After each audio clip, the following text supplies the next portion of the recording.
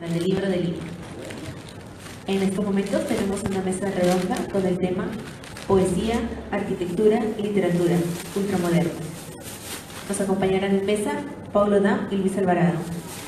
Esta mesa ha sido organizada por el Fondo de Cultura Económica del Perú. Por favor, los recibimos con fuertes aplausos.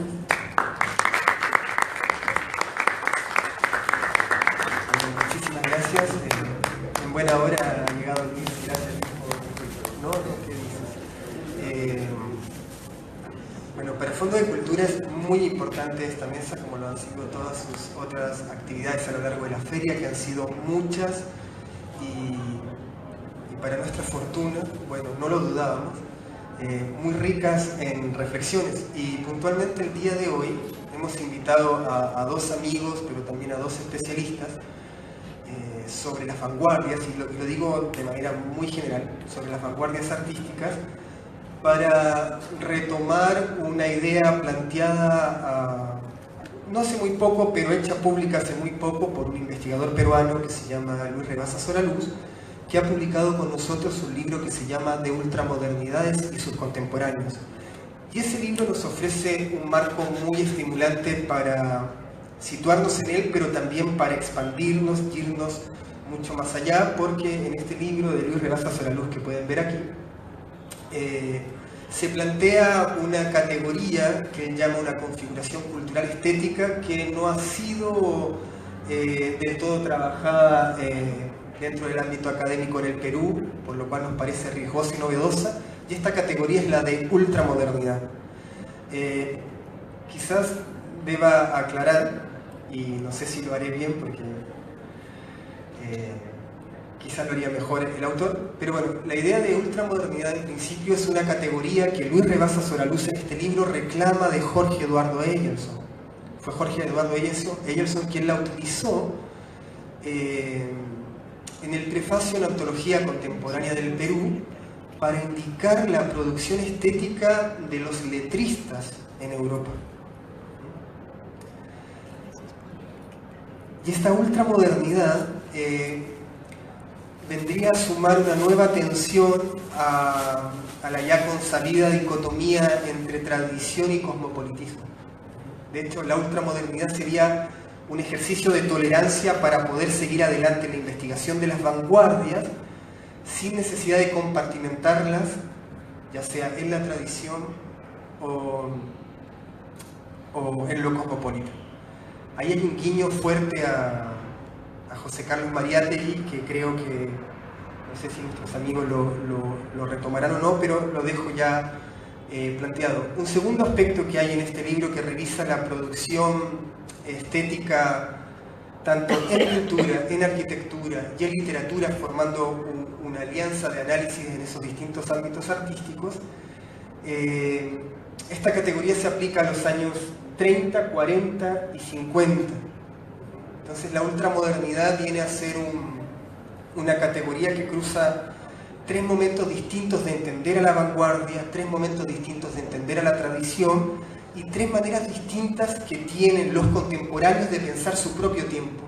Es decir, qué era lo contemporáneo para Salazar Bondi, qué era lo contemporáneo para Javier Sologuren. Y el libro lo que poco a poco va señalando es que lo contemporáneo para algunos es la formulación de una tradición, para otros es un corte radical, de suerte que deriva hacia una postulación de la vanguardia, pero también lo contemporáneo es lo que no tiene un nombre porque está aconteciendo, que sería el gesto más poderoso de esa categoría. Y un segundo aspecto que creo es estimulante para este diálogo que va a sostener Luis con Paulo, es que hay una concepción de la cultura en este libro de Luis Rebasa Soraluz y tiene que ver con la idea de lo reticular y el tejido. Y de hecho creo que esta conversación abona en ese sentido, porque de lo que se va a tratar es de seguir tejiendo esas ideas y señalar y situar el umbral que abre este libro de Luis Rebasa Soraluz y lo que podemos ver más allá de él. Así que, siendo esa el marco de reflexión, le cedo la palabra a nuestros compañeros y les agradezco que estén ustedes aquí y también ellos.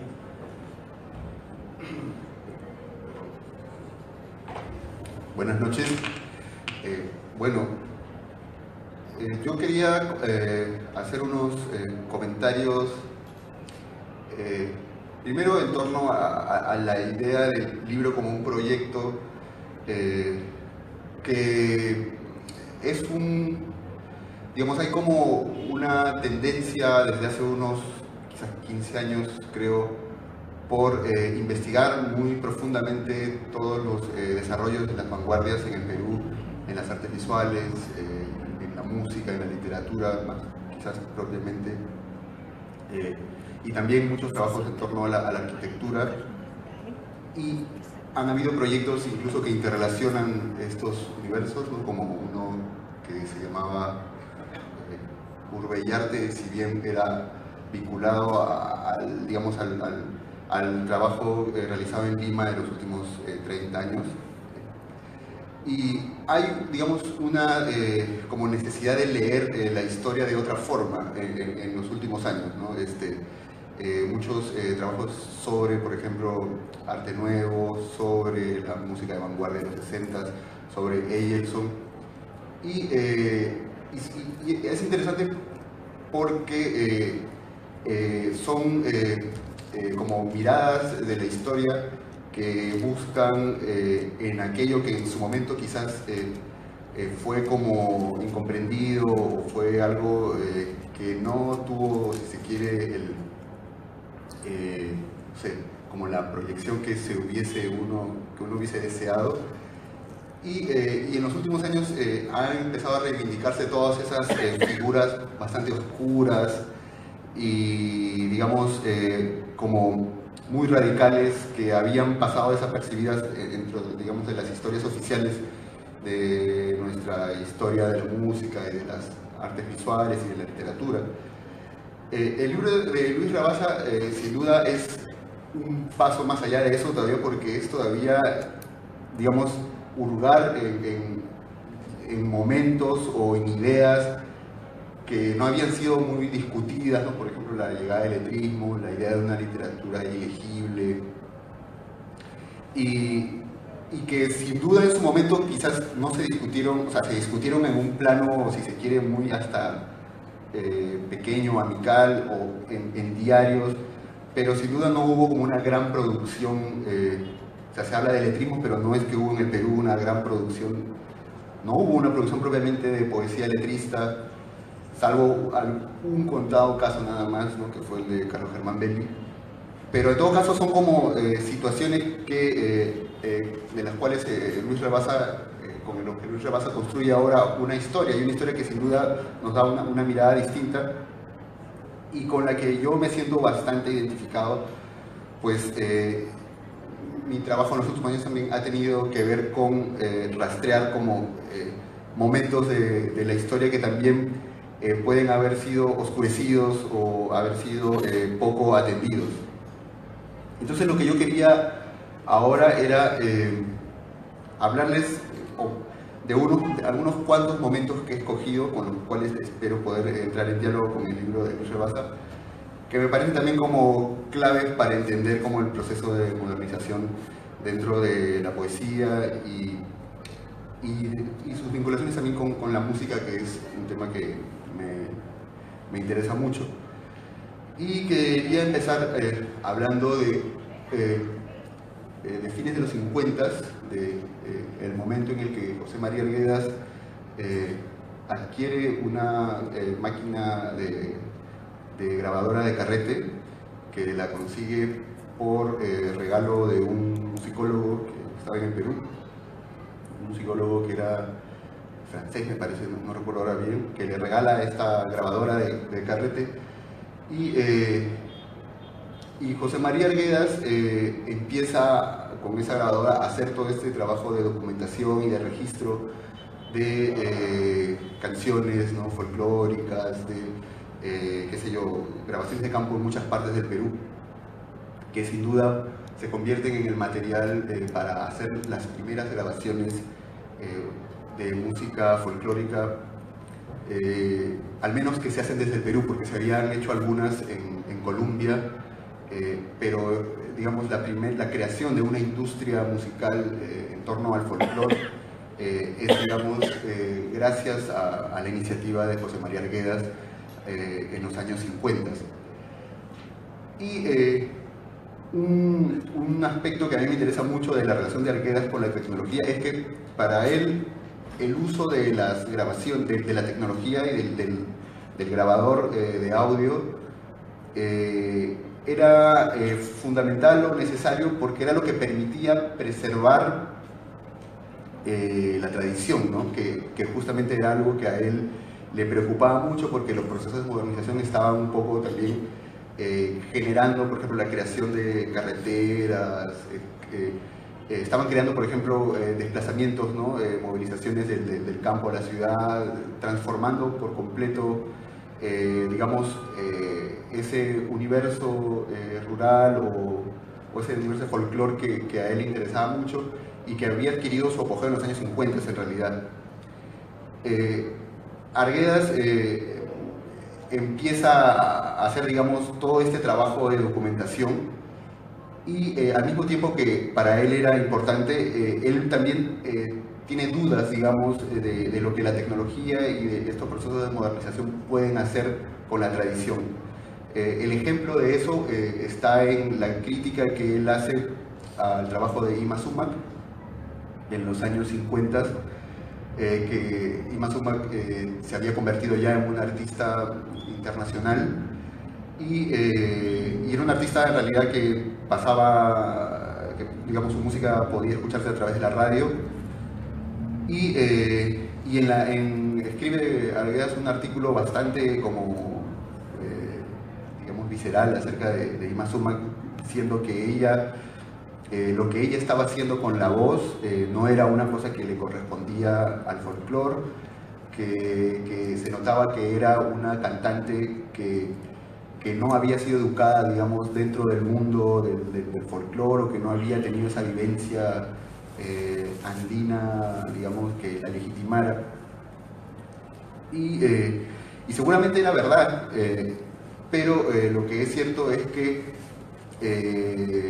Yma Sumac se había ido de Perú a fines de los años 40 más o menos para construirse toda una imagen de, digamos, descendiente inca y crear o, digamos, estar justamente en el momento en el que se crea también un género musical en Estados Unidos que es un género conocido como exótica, que lo que buscaba era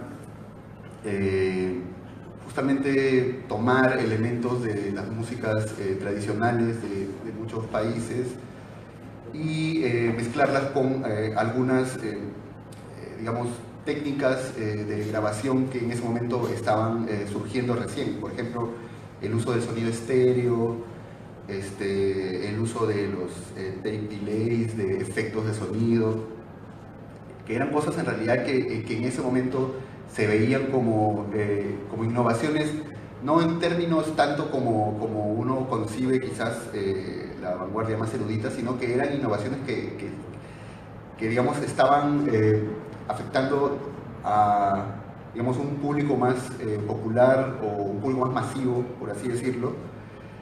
Y los discos, por ejemplo, de grabaciones en estéreo se vendían como si fueran atracciones, ¿no? Como que ha salido un disco de música en estéreo y se puede escuchar un sonido de este lado, otro sonido de este otro lado, y era como una especie de cosa de entretenimiento, ¿no? Pero que generaba sin duda ventas millonarias. Había músicos muy famosos como García Esquivel, por ejemplo, que se dedicaban a producir música solamente para que suene en estéreo, ¿no? Y entonces Yma Sumac está en ese momento clave de transformación digamos, del uso de la tecnología en la cultura popular. Entonces ella, digamos, con la ayuda de un productor muy importante que es Les Baxter, empieza a crear, y el compositor que era su pareja, Moisés Vivanco, empiezan a crear todo un universo musical absolutamente inaudito, ¿no? De fusionar lo andino con toda esta cosa de la tecnológica y con el jazz y con el foxtrot y con elementos como universales, si se quiere, globales de la música, lo cual la vuelve como una pionera, si se quiere, de la música de fusión. digamos, esa idea de Ima Sumac de no deberle nada, si se quiere, o no deberle ningún como respeto, o no preservar de esa manera pura el folclore, sino utilizarlo como un material para transformar, es lo que Arguedas más bien no estaba haciendo, ¿no? Él lo que buscaba con la tecnología era preservar y conservar y hacer que eso se mantenga y no desaparezca, ¿no? En esos años, además, Arguedas publica o graba un poema que se llama Tupac Amaru, y es un poema oral, o sea, que fue compuesto o escrito para, digamos, para la voz, y es un caso muy interesante porque Arguedas ve el potencial de la poesía oral y su registro, digamos, en cinta magnetofónica como una manera de acercar la música o acercar estas tradiciones o digamos, acercar el trabajo que él estaba haciendo a un público muy vasto, ¿no? O sea, cuando empiezan a emitirse sus poemas en un montón de radios en la sierra, él siente que la música o digamos, la producción que él estaba realizando podía, digamos, llegar a un público mucho más vasto, y él siente además en la radio una como forma, era como una metáfora para él, la manera en cómo, por ejemplo, él podía escuchar la música en la radio en Lima o en cualquier otra ciudad en la que estuviera, y él sentía que esa imagen de poder escuchar música folclórica o poder escuchar estos poemas orales en quechua en la radio era como una imagen también de lo que estaba ocurriendo con los desplazamientos, digamos, del campo a la ciudad, ¿no? Que como que esa migración que estaba teniendo la música, ese desplazamiento que estaba teniendo a través de la radio, era análogo al desplazamiento en general que estaba teniendo toda esta cultura andina. Y ese es, creo que, un momento interesante porque quería poner en relación esta visión de representación de lo andino y de lo peruano de Arguedas, que si se quiere es más como, no sé si purista, pero es, digamos, una conservación, si se quiere, más etnográfica, más de un antropólogo, y de alguien obviamente que tiene como un compromiso muy fuerte con esto, con la visión de Ima Sumac, que es más bien la mirada como cosmopolita y, si se quiere, como completamente de fusión, de transformación por completo de la tradición que se conecta ya con otros tipos de música, otros tipos de realidades.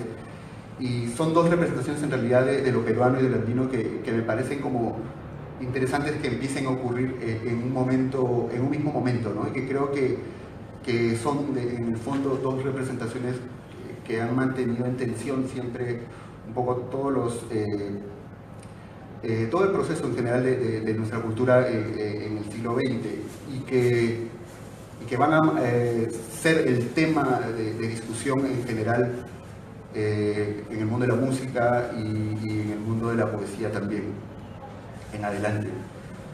Otro momento que quería mencionarles y que también tiene que ver con una relación de la poesía con la música es la aparición de los compositores de vanguardia de los años 60, que se les conoce en realidad como la generación de los 50, puesto que empiezan a componer a comienzos de los años 50, 51, 52, empiezan a hacer sus primeros conciertos, pero aún es como una etapa, si se quiere, más inicial, adquieren su madurez en realidad en la década del 60. Estos compositores buscan distinguirse de la tradición previa, que es la tradición de compositores de los años 30, 20 y 30, que son contemporáneos a Mariat y a todos los poetas de vanguardia. Y hay compositores pues, como Teodoro Valcárcel, como Alfonso de Silva, qué sé yo, muchos compositores que empiezan a utilizar como elementos de la música andina, componer obras para piano, y era una época muy precaria, no había una orquesta, en realidad como que los años 30 son la época como que más difícil para un compositor en el Perú de poder sacar adelante una carrera. Entonces la producción que hay es bastante, si se quiere, como condicionada por lo que podía interpretarse, y en este caso era básicamente obras para piano. Y se le empieza a ver a esta generación, o se le llama como una generación además de indigenista por este uso que ellos tienen de la música popular, de la música andina sobre todo. Y la generación de los años 50 lo que hace es tomar distancia de estos compositores por una serie de razones. La primera es porque los compositores de los 50 son la primera la generación de compositores que tienen un título, digamos, del conservatorio, porque el conservatorio recién se había fundado también en los años 30. Entonces son como compositores profesionales, ¿no? Por oposición a estos compositores que son como más amateurs. La otra cosa en la que se diferencian es que ellos no utilizan el folclore de una manera literal, porque lo consideran eso como pintoresquista, lo consideran como de postal, y ellos más bien utilizan el folclore de una manera abstracta, como telúrica, de una manera completamente distinta, muy influida obviamente por la música de vanguardia. Y sin duda es una generación además que está conectada ya con todo lo que está ocurriendo en el mundo. Digamos, es una generación cosmopolita, porque todos viajan fuera del país, hacen sus posgrados, se especializan, entran en contacto con toda la música de vanguardia que hay en el mundo y producen obviamente música en las coordenadas de la música de vanguardia de ese momento. Lo que es interesante además es que esta generación de compositores vanguardistas peruanos reivindica mucho a los poetas de vanguardia de los años 20. Casi la gran mayoría utiliza temas o poemas de estos autores. Uno de los compositores principales, que es Enrique Pinilla, hace esa comparación. Él dice, esta generación de compositores es análoga a la generación de poetas de los años 30. Y bueno, dentro de todos esos compositores, sin duda uno de los más importantes, uno de los más destacados es César Bolaños. Y es importante porque es el primero en hacer composiciones de música electroacústica. Y Bolaños, bueno, se va a Argentina y ahí estudia en el Instituto de Itela, que era un centro importante de la música de vanguardia. Se convierte en profesor, vive 10 años ahí. Y ahí compone una pieza en el Laboratorio de Música Electrónica del Instituto de Itela, que es la primera pieza que se compone ahí en el año 64, que es una pieza que se llama Intensidad y Altura, que está inspirada en un poema de César Vallejo, uno de los poemas humanos, que se llama Intensidad y Altura, que es un poema que, digamos, habla sobre, digamos, de una manera literal, habla sobre la dificultad para poder decir aquello que es, digamos, indecible o desbordante o algo, ¿no? Es como un poema que habla sobre esa angustia, digamos, de no poder expresar, ¿no? Una cosa como que es honda. Y esa, digamos, esa temática que tiene este poema, esa angustia que tiene el poema, Bolaños lo interpreta en una pieza electroacústica a través del uso de la voz.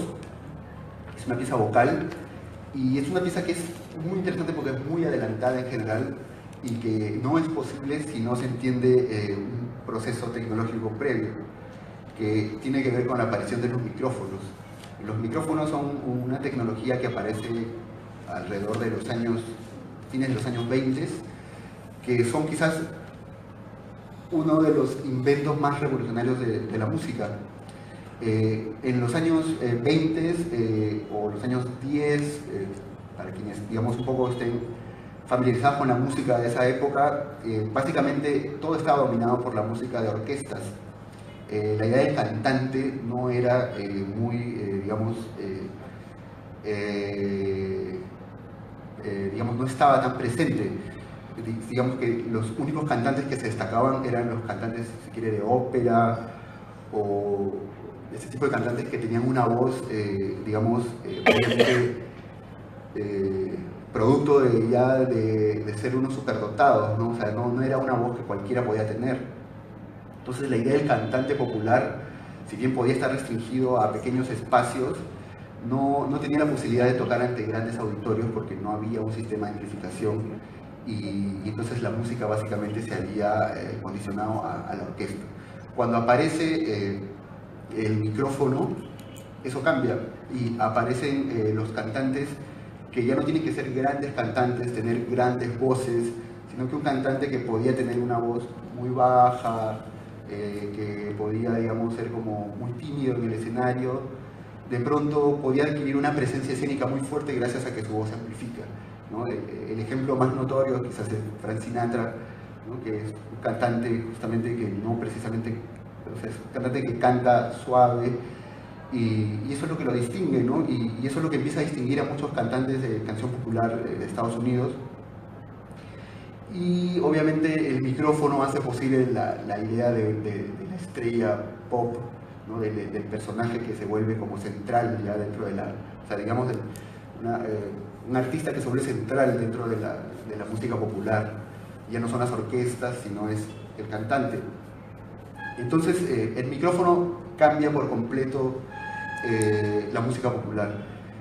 Y una de las cosas que hace posible es que justamente podamos escuchar cosas de la voz que antes no podíamos escuchar, ¿no? Es como la aparición del microscopio, es lo mismo lo que ocurre con el micrófono. Entonces muchos artistas, compositores empiezan a hacer experimentos también con los micrófonos, y entre ellos está César Bolaños. Bolaños, cuando compone Intensidad y Altura, lo que hace es grabar todos los sonidos posibles que pueda hacer la voz, ¿no? Los siseos, los gorgojeos, qué sé yo, todo lo que se puede imaginar que pueda ser como muy discreto, como muy imperceptible, él lo registra. Y con eso compone una banda sonora, una pista electrónica, que lo que hace es hacernos escuchar todo ese tipo de rumor discreto que tiene la voz, ¿no? Todo eso que expresa, pero que no dice propiamente, ¿no? Todo eso que es más bien lo que podría ser como un lenguaje no verbal o un lenguaje más sonoro de la voz. Y de eso se compone su versión de Intensidad y Altura, ¿no? De una mezcla de esta oralidad, si se quiere, porque hay una voz que también lee el poema, y esta cosa vocal, que son toda esta posibilidad de sonoridades que genera la voz, ¿no? Y eso es Intensidad y Altura, ¿no? Una pieza del año 64 que es bastante revolucionaria porque es una de las primeras composiciones en general en el mundo en usar la voz de esa manera y, digamos, con esa radicalidad. Y el otro momento del que quería mencionar, y ahí ya voy a terminar con hacerlo breve, es un poema de Eyelson, en el que no ha ahondado tanto todavía Luis Rabasa, pero sé que es parte también de sus inquietudes. Imagino que es algo que está reservando para un futuro proyecto de investigación. Pero hay una pieza sonora de Eyelson, hay varias piezas sonoras de Eyelson, pero hay una en especial que se llama Azul, que es un poema sonoro, que además es una pieza difícil de clasificar. Eyelson había acuñado un género para esta experiencia que él llamaba audiopinturas. Es una pieza que además está hecha utilizando computadoras, o al menos es lo que él dice, ¿no? Porque no hay como la documentación de eso, pero él en varias entrevistas dice que lo que hizo fue insertar un montón de palabras dentro de un programa muy básico y crear unas combinatorias, ¿no? Como N combinatorias, pues, ¿no? Y él las leía y digamos, de tanto leerlas llegaba a una especie de trance y eso quedaba en un registro en una cinta magnetofónica, ¿no? Las palabras que él utilizaba en este poema Azul eran los nombres de 4 colores en realidad, ¿no? Era azul, rojo, verde y amarillo. Y él leía, él grababa grabó, o sea, digamos, tuvo las combinatorias de todos los colores, digamos, cientos así de combinaciones de las palabras azul, rojo, amarillo y verde, y luego él empezó a leer, y a cada color le asignó una tonalidad. Entonces, cada lectura de cada color suena distinto, ¿no? Y le da un tono de voz distinto. Entonces se arma toda una lectura musical, rítmica, que queda registrada, ¿no? Y dura 10 minutos. Y es una pieza que es, digamos, del momento en el que Ejelson empieza a trabajar con sonido, y es una pieza, digamos, que quizás es una de las que creo que mejor expresa una inquietud de Ejelson que sin duda está muy asociada con lecturas de místicos, sobre todo, que es su fascinación o su interés en el fenómeno de la sinestesia, ¿no? Que es una distorsión, si se quiere, del sentido que hace que, bueno, uno pueda ver sonidos y escuchar colores. Y eso es un poco lo que está volcado en este poema azul.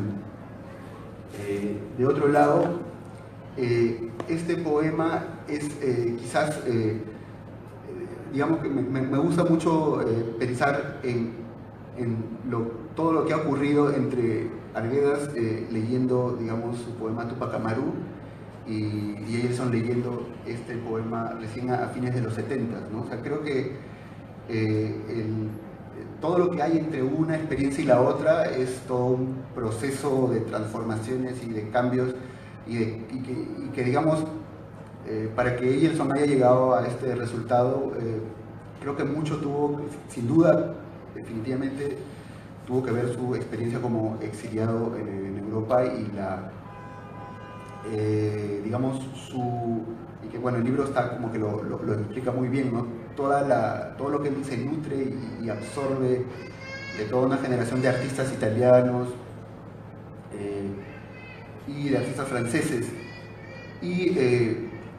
pero también quizás no está tan visible en el libro, pero sin duda Ejelson, la palabra audiopinturas, obviamente hace o remite a otra, digamos, acuñación que se había hecho por esa época, que es la de audiopoemas, que la hizo un francés, Henri Chopin,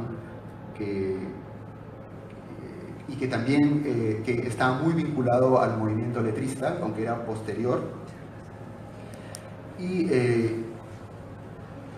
nunca supe y nunca hubo tiempo para saber, nunca se le preguntó a Ejelson cuál era su relación con la generación de poetas sonoros en realidad. Eso no sé si habrán entrevistas, cosas guardadas aún por publicar, porque entiendo que hay mucho material de él sin publicar donde eso se explique, pero es un misterio en realidad. Lo único que yo sé es que él tuvo relación con los poetas letristas, una relación cercana, y los poetas letristas empezaron a desarrollar poemas sonoros también en los años 40 y los años 50. De hecho, los poetas letristas fueron los primeros en ver en el micrófono como una herramienta importante, fundamental para su producción.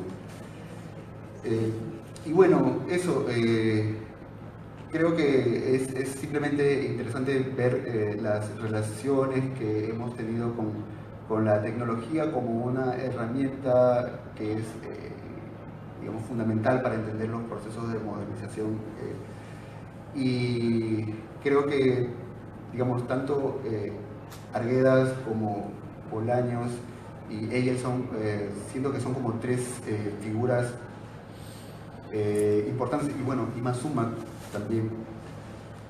Pero creo que son cuatro, en todo caso, cuatro figuras para mí esenciales para entender eso que mencionabas hace un rato, de ese momento de ultramodernidad en el que las cosas aún no tienen nombre, ¿no? O sea, es como que creo que ellos están justamente entrando en un momento, en un campo que es como una especie de terreno virgen, y que creo que es importante empezar a leer nuestra historia como lo hace el libro, un poco desde estas zonas no del todo definidas, no del todo claras, ¿no? Porque creo que ahí es donde empiezan a generarse, no sé, como momentos de crisis que son bastante para mí como significativos e importantes.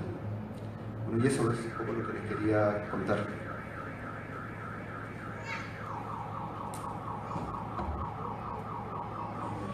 Sí. Ok. Yo primero quisiera decir que, a pesar de que la invitación de Felipe tenía la advertencia de que no era una presentación del libro, finalmente sí quería decir algo sobre el libro, y es que, al menos desde el punto de vista de un arquitecto que tiene una cierta relación con las humanidades y con las artes, es un libro excepcional, porque hace un ejercicio de articulación de pensamiento en un periodo histórico con un cuidado donde no sé si la palabra escena tiene sentido, pero en todo caso se preocupa de hacer un tejido de actores que empieza a dar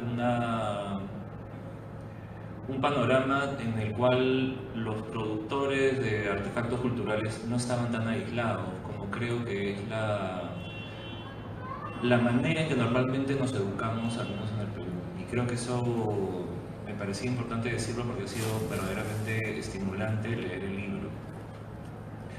Y ha sido un redescubrimiento, imaginar a las personas, incluso las personas arquitectas con las cuales a través de sus escritos, sus obras, uno puede establecer ciertas conclusiones, vivir incluso hasta ciertos prejuicios, que de repente imaginar que las conversaciones y las afinidades con otros actores los empiezan a convertir en personajes más complejos. Y eso me parece, desde el lugar desde donde leo el libro, un aporte editorial, bueno, del autor y editorial fantástico. Lo que quería hacer en realidad era una serie de señalamientos de cosas que me han parecido, que me han llamado la atención sobre la estructura del libro y sobre algunas ideas que desde mi perspectiva tienen que ver con cómo se articula con la arquitectura. Uno es esas condiciones donde se plantea una relación centro-periferia productiva, o sea, donde, entre comillas, la periferia tiene un lugar de producción, no es un lugar de recepción, sino es un lugar activo de producción, o sea, es parte integral de una centralidad. O sea, el libro no dice que eso no existe, que no existan centros o periferias, sino simplemente hay un tejido que también es integral. O sea, que esta idea que estoy diciendo de estos actores de la cultura en un momento, en la estructura conceptual del libro se expande en realidad al universo, porque claro, si tú reconoces una centralidad, pero tu lugar periférico no te hace solo dependiente, ¿no? Y creo que el libro se encarga de ser muy objetivo o muy descolonializado, ¿no? La palabra no me gusta, pero a la hora de pensar la producción de los actores. Yo creo que en el espacio del arte, pero en el espacio de la arquitectura, que conozco un poco más en particular, en general la historia de la crítica ha tendido a, en mi opinión, no subvalorar, pero creo que a subobservar la producción local, en la medida en que el primer comentario tiene que ver a qué se parece o a qué se refiere. Y creo que este libro no parte de ahí nunca, sin importar si existe una referencia o no. Y creo que eso es algo que es una condición, que me parece que es algo que se reluce al comienzo y que me parece una condición de lectura, ¿no? para entregarse a eso que me parece muy poderosa.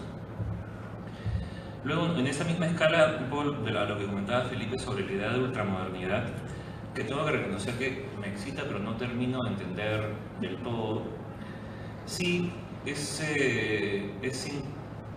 un punto fantástico en el libro, porque hay un momento en que la ultramodernidad te sugiere unas cosas en una dirección, y hay un punto en el libro en que te habla cómo Egerton se baja de la tecnología. No completamente, simplemente se desintegresa, llega a conclusiones, etc., ¿no? Y es un momento muy también poderoso, yo creo, que en el libro, ¿no? Traza una idea que tiene continuidad, o sea, que es una categoría que sí de alguna manera avanza más en forma de desplazamiento propiamente que avanzar. Y sí, y esa posibilidad de la categoría para permitirle a un artista al cual tú sigues desembarcarse, reembarcarse en algo que tiene que ver o con historia, me parece que le da a la idea una utilidad enorme y una expectativa enorme en el mismo libro, para ver cómo eso se cierra, ¿no? Porque queda claro que la ultramodernidad no tiene nada que ver con un carro que existe ahí y al cual yo me subo y que me va a llegar a un lugar que más o menos tiene una dirección, sino en ese sentido es como muy deleuziano, en esta imagen de las ideas que son como flechas y que alguien las agarra y tú en realidad no sabes si van a ir para atrás, o sea, de repente van a ir para atrás, de repente van a ir para el costado, pero sí se van a desplazar, ¿no? Y eso que es también me parece que las ideas que te mantienen para ver cómo haces con este personaje que estuvo de cyborg y después se puso a desenterrar momias, ¿no? ¿Cómo funciona eso en una persona que hace eso? ¿No? Y nada. Dos, yo creo que era insistir sobre la figura de Eilson, que solamente son 5 palabras, que como en los últimos, yo diría 20 años, la obra de Eilson, porque creo que estamos hablando, digo los últimos 20 años porque pienso en las cosas que se han hecho sobre Eilson, donde conviven personas que lo conocieron en su época final con personas que no lo conocieron, que creo que ayuda mucho a poner a prueba la construcción de valor de una obra, ¿no? O sea, yo creo que se distingue mucho en los trabajos que, por ejemplo, hizo el Mali, Sharon Lerner hace un par de años, en una muestra donde no estaba dedicada a Eilson, pero era una muestra de adquisiciones, pero donde tú podías ver que el trabajo de Eilson te da una entrada a casi todo el arte contemporáneo, una manera de entrar, por lo menos, ¿no?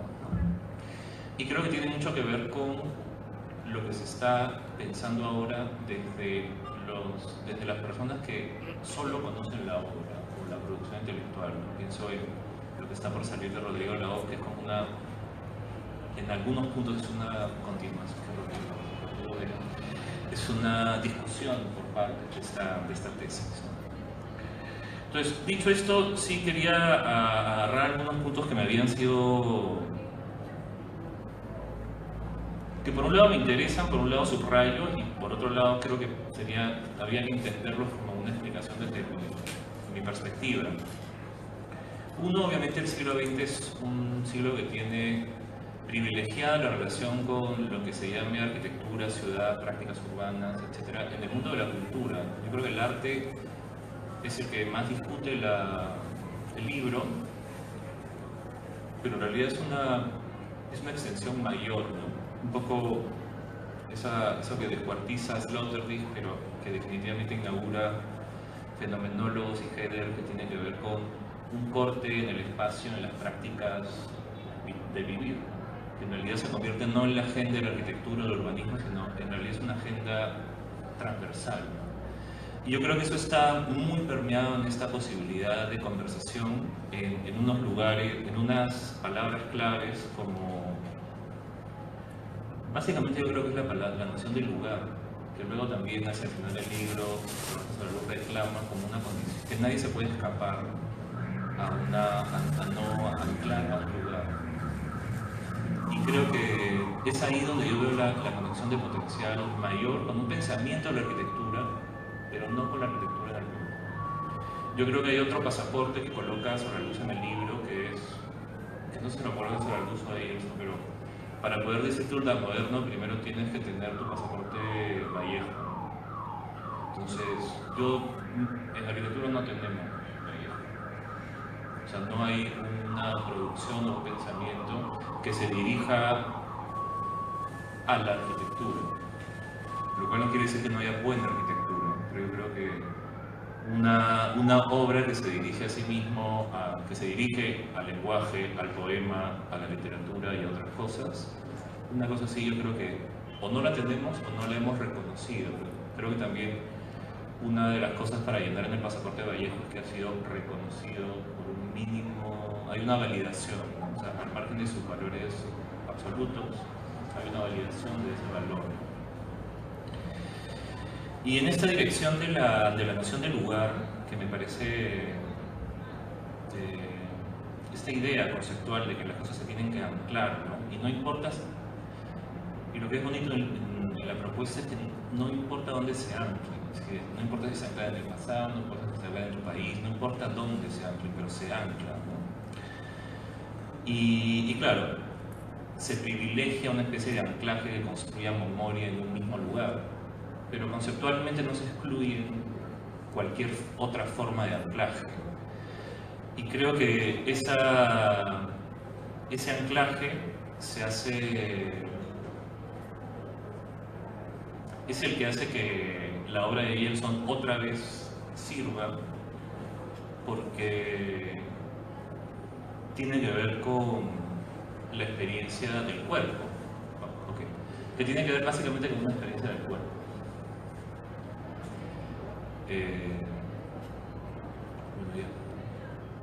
Y nada, solo agregar una cosita que me pareció fantástico dentro de esta idea del cuerpo, esta intuición que rescata sobre la luz que retoma sobre esta idea de Arguedas relacionada a la articulación del lenguaje con un paisaje y un territorio, ¿no?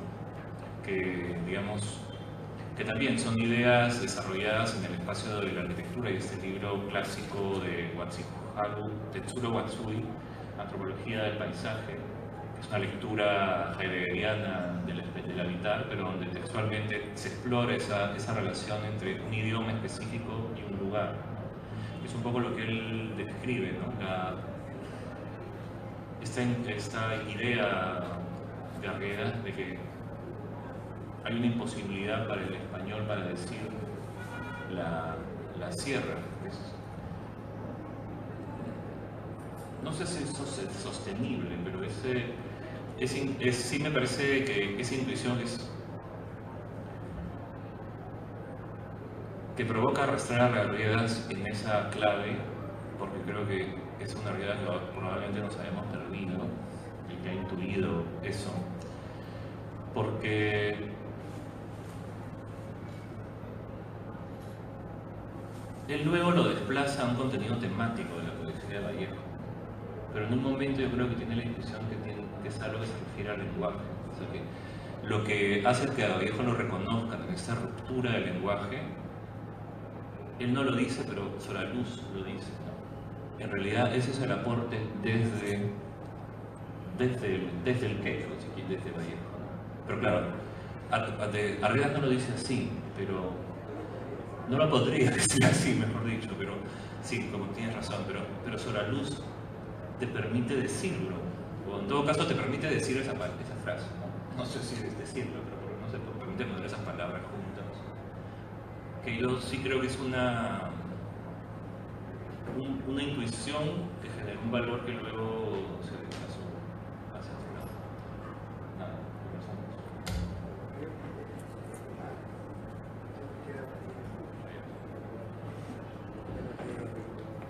Claro, teníamos la intuición de que iba a ser una conversación, pero la exposición de cada uno fue brillante, se las agradecemos. Hay mucho que decir.